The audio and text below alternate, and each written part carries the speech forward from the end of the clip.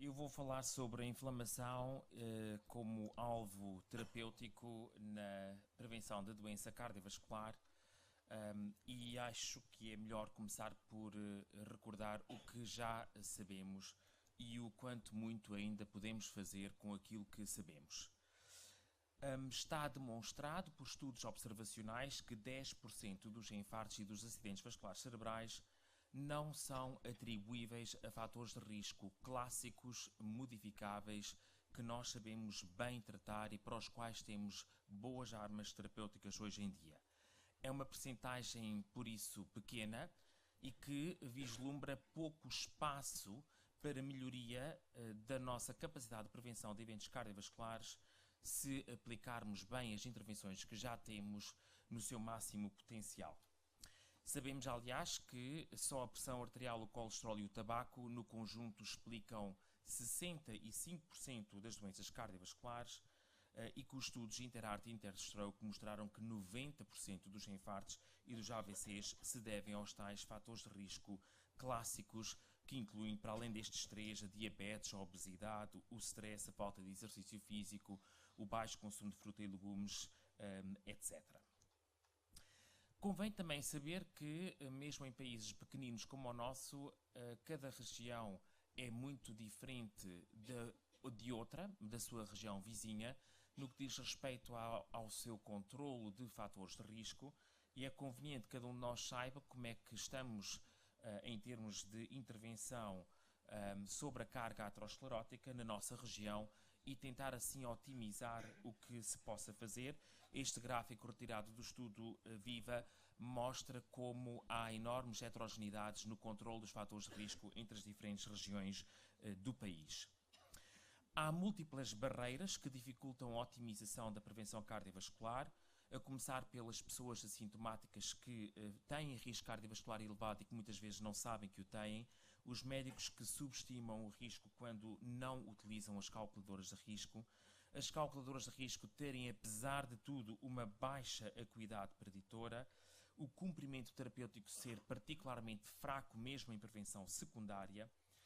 as notícias negativas nos mídia que levam às descontinuações terapêuticas e o facto da prevenção cardiovascular requerer uma intervenção multifatorial em que cada um dos fatores de risco é tratado de preferência sem lesar outros fatores de risco ou sem criar outros fatores de risco. Finalmente, a fisiopatologia das síndromes coronárias agudas que está a mudar e também os novos fatores de risco que têm importância crescente.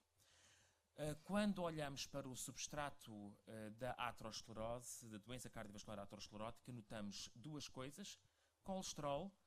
e notamos as células inflamatórias. E, portanto, colesterol e inflamação parecem ser ambos necessários para criar doença cardiovascular aterosclerótica. Sabemos que existe um risco cardiovascular aumentado em diversas condições inflamatórias crónicas. Trago-vos aqui alguns exemplos. Um é o da psoríase, na qual há maior risco de doença cardiovascular, não só por uma maior prevalência de fatores de risco clássicos, mas também por outros aspectos, nomeadamente esta atividade inflamatória crónica,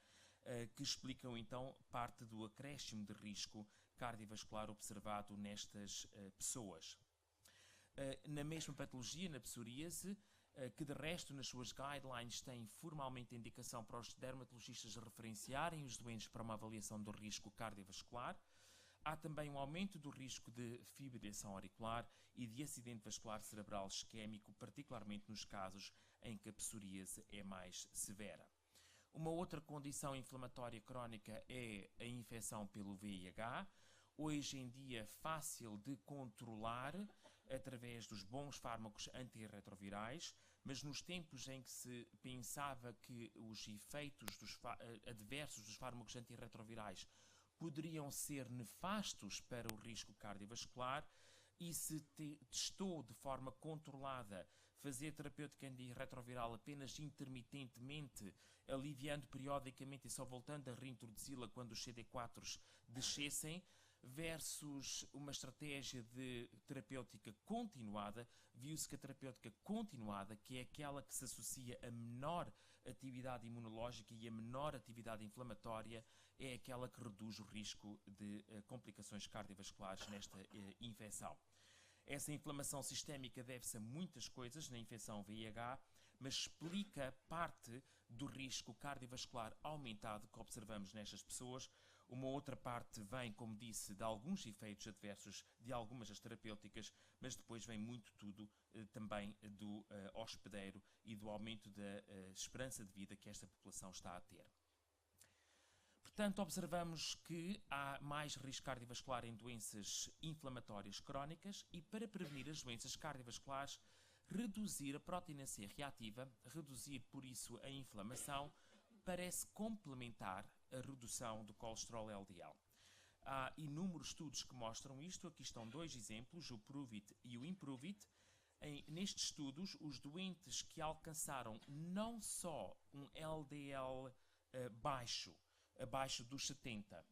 como também, aqui a vermelho, como também uma proteína C reativa inferior a 2, estão nas linhas vermelhas, são aqueles que tiveram menor incidência de complicações vasculares isquémicas recorrentes. Estes são dados de outros dois estudos que mostram a necessária e as vantagens da complementaridade da redução da inflamação e da redução do colesterol LDL. O estudo Júpiter, em prevenção primária, os doentes que tinham alcançado níveis de LDL mais baixos e níveis de proteína C reativa mais baixos foram também os que tiveram menor taxa de eventos, e um estudo usando ecografia intracoronária mostrando que, para haver regressão da placa aterosclerótica coronária, também é necessário que a terapêutica hipolipemiante utilizada faça uma redução dos níveis de PCR e que isso nem sempre acontece.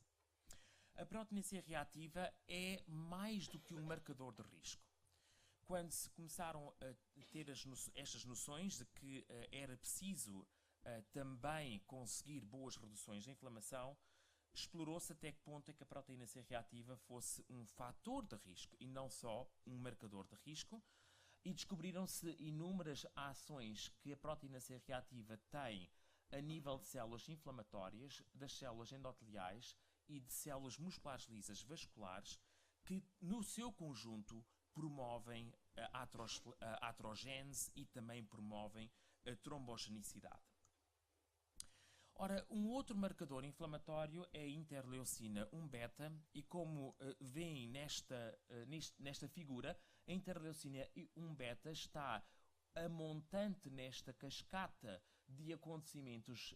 que levam à libertação da proteína C reativa e, portanto, pode ser um alvo até mais interessante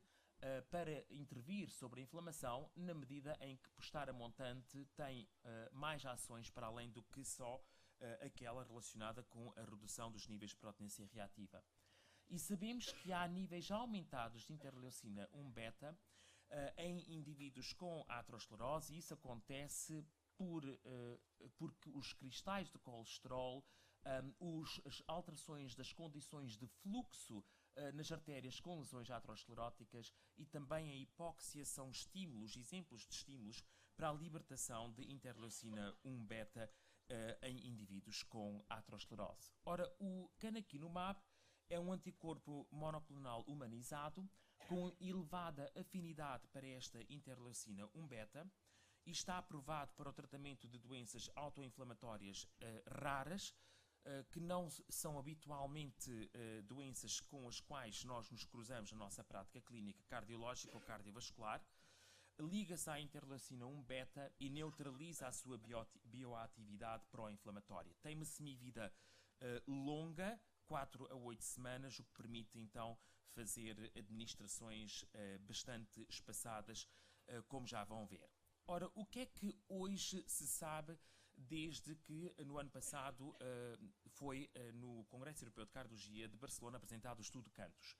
O CANTOS é um ensaio que incluiu pouco mais de 10 mil indivíduos, todos eles com doença coronária estável,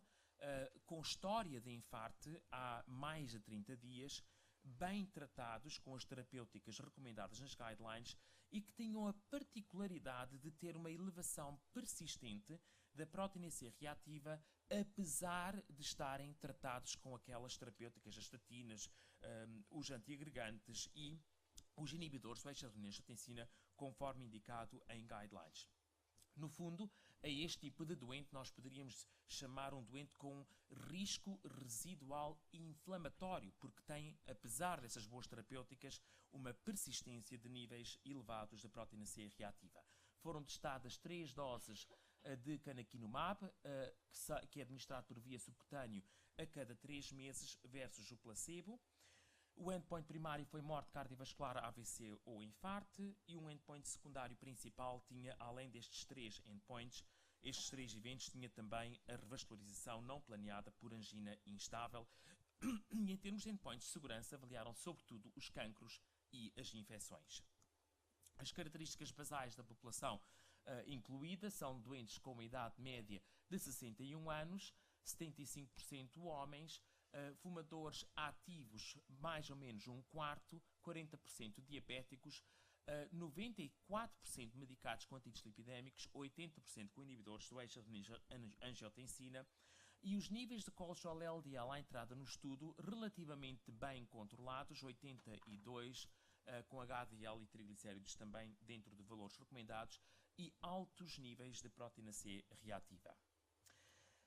O canakinumab reduziu os níveis de proteína C reativa de forma substancial, à volta de idose dependente, entre 26% a 41% por comparação com as reduções pequenas observadas no grupo placebo.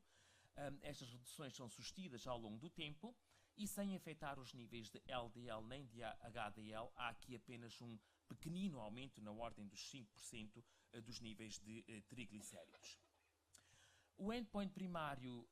foi morte cardiovascular, infarto ou AVC, como vos disse, e para as doses de 150 e de 300 mg houve uma redução significativa da sua ocorrência, e também quando se juntou a esse MACE as anginas instáveis que necessitaram de revascularização, manteve-se a significância estatística. Aqui estão as curvas Kaplan-Meier para as 2 doses combinadas de 150 e 300 mg, que foram as doses que mostraram essas reduções. A dose mais baixa não teve reduções estatisticamente significativas, e na sua comparação com o placebo há uma redução de 15% do risco de morte cardiovascular, infarto ou AVC, com o número necessário a tratar durante 2 anos de 78 doentes para prevenir um destes eventos. Exatamente que tipos de eventos é que foram evitados? Foram sobretudo os infartos que foram reduzidos, não houve efeito nos AVCs, houve também um efeito significativo nas anginas instáveis que necessitaram de revascularizações, provavelmente porque, sobretudo, o que houve foram menos revascularizações coronárias. Não houve redução da mortalidade cardiovascular e, portanto, sobretudo, o que nós estamos a ver são redução de eventos coronários não fatais e não houve qualquer efeito também na mortalidade total. Ora, no subgrupo de indivíduos que tiveram, ao fim de 3 meses após a primeira injeção, tiveram uma redução mais acentuada dos níveis de proteína C reativa, aquilo que se verificou é um aumento do benefício do fármaco, com uma redução de morte cardiovascular, infarto ou AVC, que em vez dos 15% agora passa para 27%.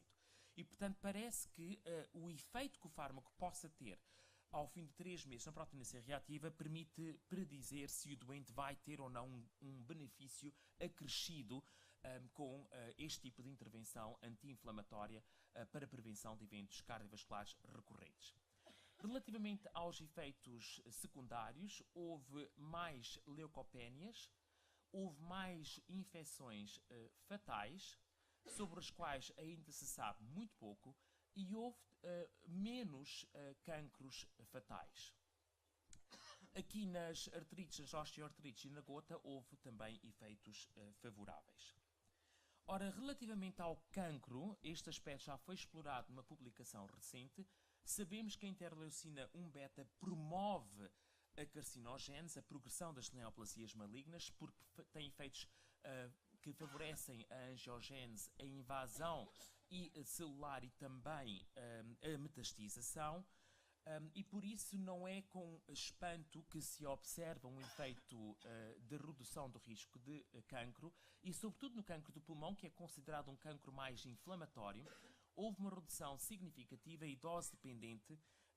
da incidência de novos casos de cancro do pulmão e também de mortes por cancro do pulmão. Podemos assim resumir os efeitos do canakinumab a dois tipos. O de redução de eventos cardiovasculares major, muito embora isto tenha sido sobretudo à custa de eventos coronários não fatais, sendo que, no entanto, num subgrupo que teve maior redução dos níveis de PCR dentro do ensaio clínico ao fim de 3 meses, se observaram efeitos maiores e agora até mesmo em eventos fatais. E o segundo é que há uma redução de cancros do pulmão subclínicos, possivelmente, e também nas mortes por cancro do pulmão, e que é dose dependente, sendo máxima com a dose dos 300 mg. Para concluir, o que é que vem aí a seguir e que se passará a ficar a saber? Há outras intervenções terapêuticas sobre a inflamação que estão em estudo nesta área da prevenção cardiovascular. Fármacos que já andam cá há muitos anos, como o metrotrexato em dose baixa e a colchicina em dose baixa, estão a ser estudados em grandes estudos, mas também fármacos anti-TNF-alfa, fármacos anti-leucina 6, antagonistas dos receptores anti-leucina 1. Há várias estratégias anti-inflamatórias que estão a ser testadas na sua capacidade de prevenir eventos cardiovasculares, e alguns estudos vão ser concluídos no espaço destes próximos 2 anos. Na minha opinião, quem poderão vir a ser eventuais candidatos para estas intervenções, se elas se mostrarem custo-efetivas também? Indivíduos com elevado risco de eventos isquémicos recorrentes, indivíduos com risco residual inflamatório elevado, portanto, pessoas que mantêm algum tipo de sinal de uma inflamação ainda muito acentuada, apesar de estarem bem controlados nos seus parâmetros lipídicos e nos demais fatores de risco clássicos. E, finalmente, por que não virar o copo ao contrário, as pessoas que têm doenças autoinflamatórias, autoimunes, como por exemplo a artrite reumatoide, e que tenham elevado risco de doença cardiovascular, poderiam ser preferencialmente tratadas com estes fármacos em vez de outros. Muito obrigado pela vossa atenção.